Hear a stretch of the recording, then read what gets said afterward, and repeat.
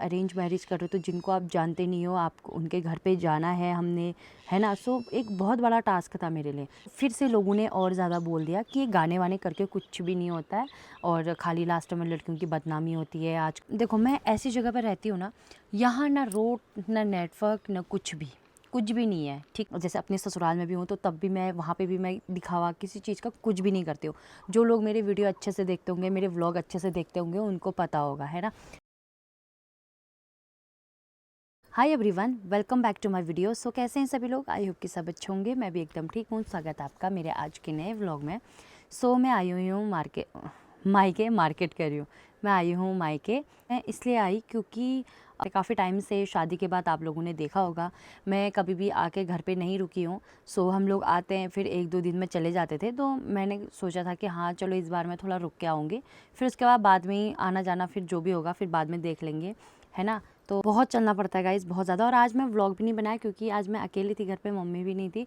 Mummy वहाँ गई है भराड़ी किसी काम से। मम्मी ने मौके में चौका मारा, कह रही थी कि फिर मेरे को टाइम नहीं मिलता है, अभी तू घर पे आई है तो इसलिए करके, तो एक जने को घर पे भी रहना ही होता है ना।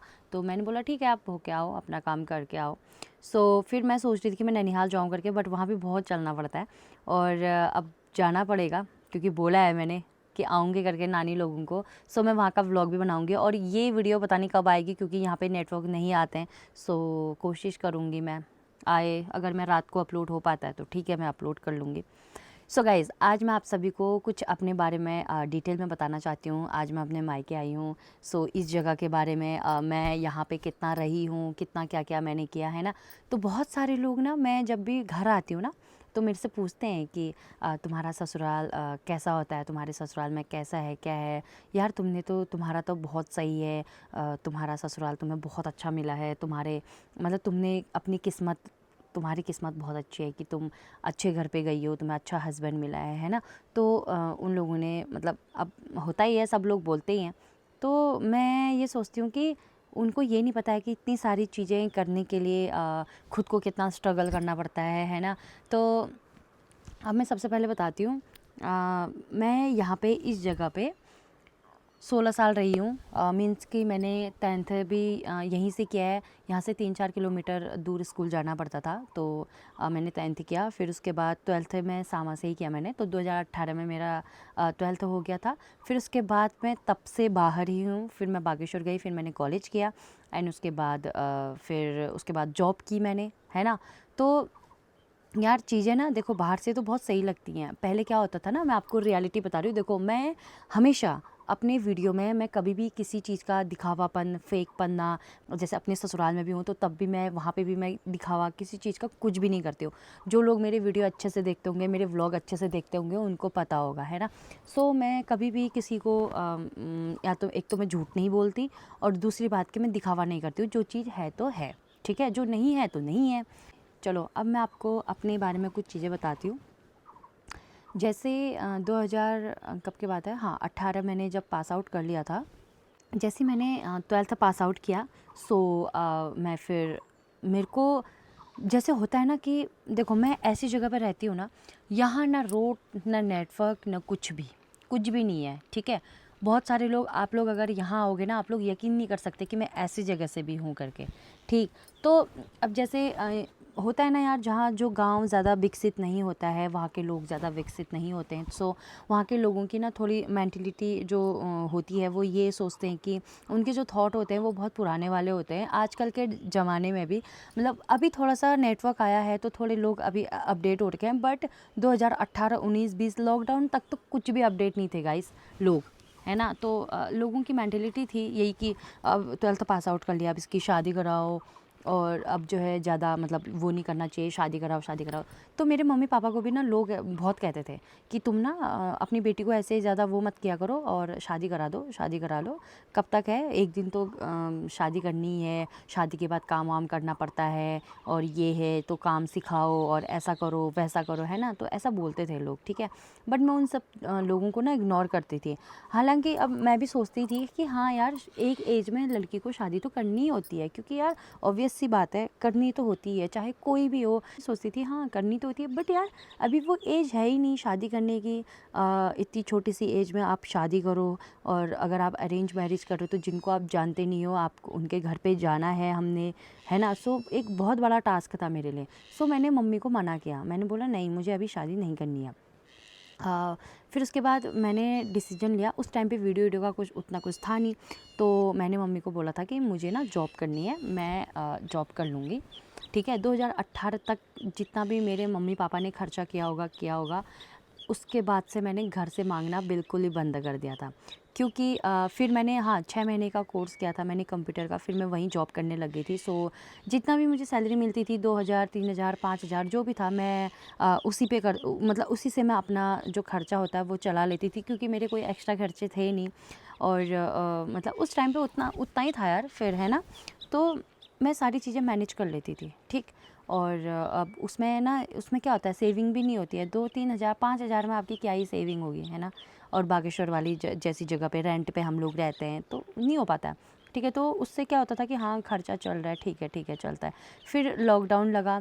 अब फिर ना मेरे को क्या था कि मेरे को गाने वाने करने का काफ़ी शौक़ वगैरह होता है ना। अब जैसे मैं डांस वगैरह पहले तो मैं खूब करती थी, अगर मेरी प्रैक्टिस रहती ना अभी मैं बहुत अच्छा मतलब डांस वांस ऐसा करती, बट मैंने ना बीच में छोड़ दिया था।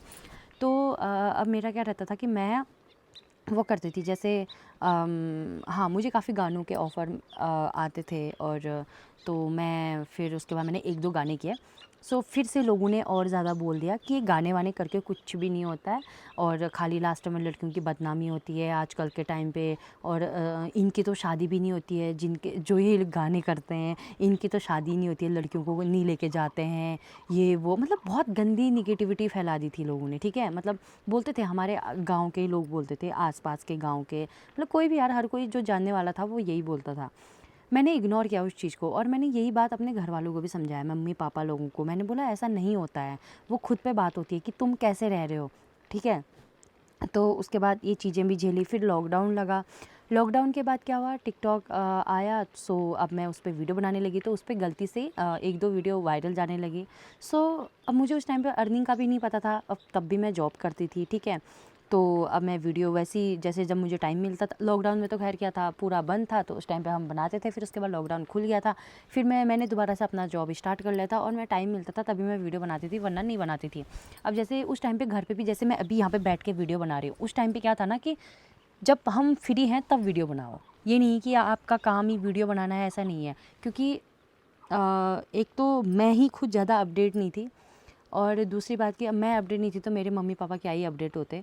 तो यही था कि हाँ वीडियो बना के कुछ नहीं होता है, खाली है, बेफालतू का है, वीडियो बना के कुछ नहीं होता है।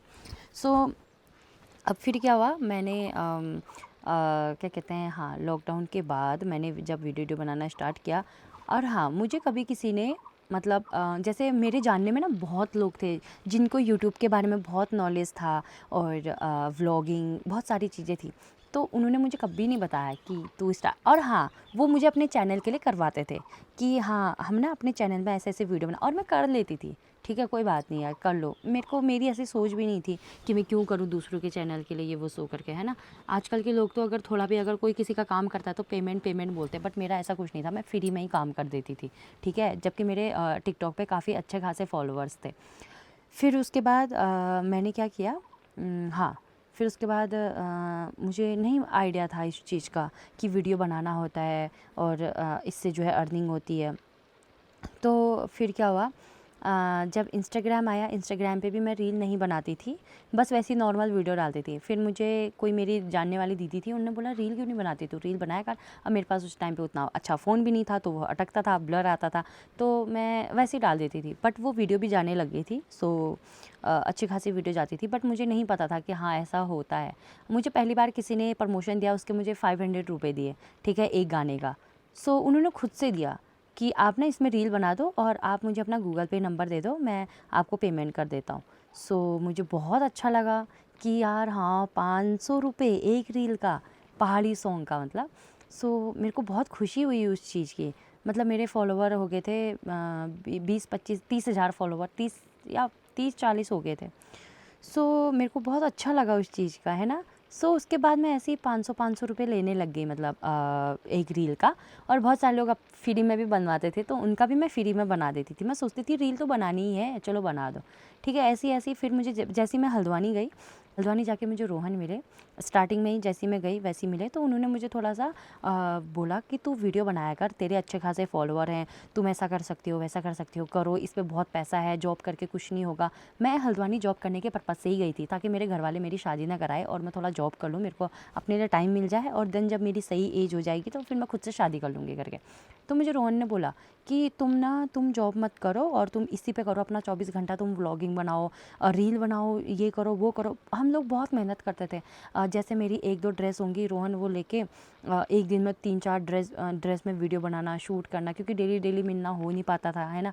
तो हम लोग ऐसे ही शूट वूट करते थे। सो अब जो लोग मुझे बोलते हैं ना कि तुझे किस्मत से तुझे अच्छा लड़का मिला, और क्या कहते हैं, तू किस्मत से तेरा ससुराल बहुत अच्छा मिला, उसके पीछे का जो स्ट्रगल है ना वो ऐसा है।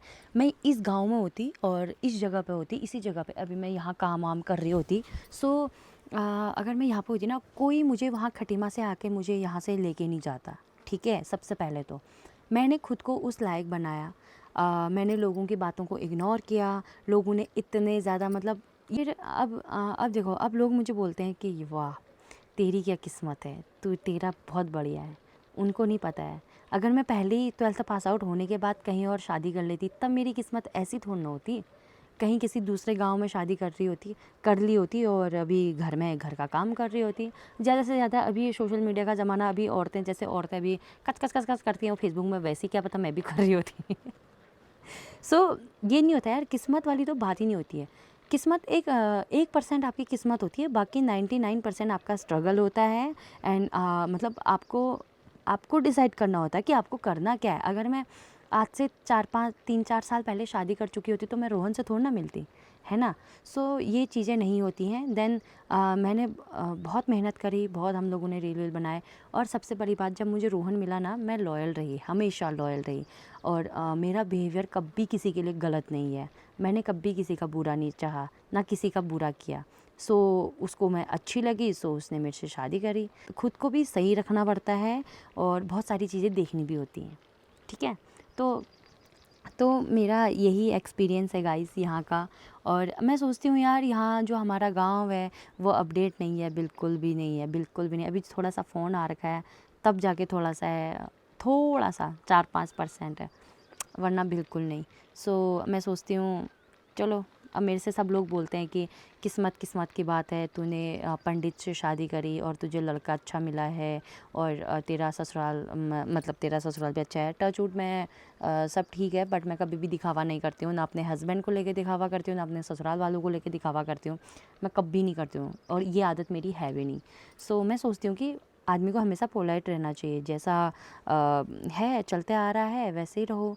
इतना बहुत सारे लोग होते हैं ना जो अचानक से, जिनने कुछ भी नहीं देखा होता है और वो अचानक से देख लेते हैं, तो सो बहुत उछल जाते हैं वो लोग। सो मेरा ऐसा नहीं है। मुझे ना ऐसा लगता है कि आदमी को हमेशा एक जैसा रहना चाहिए।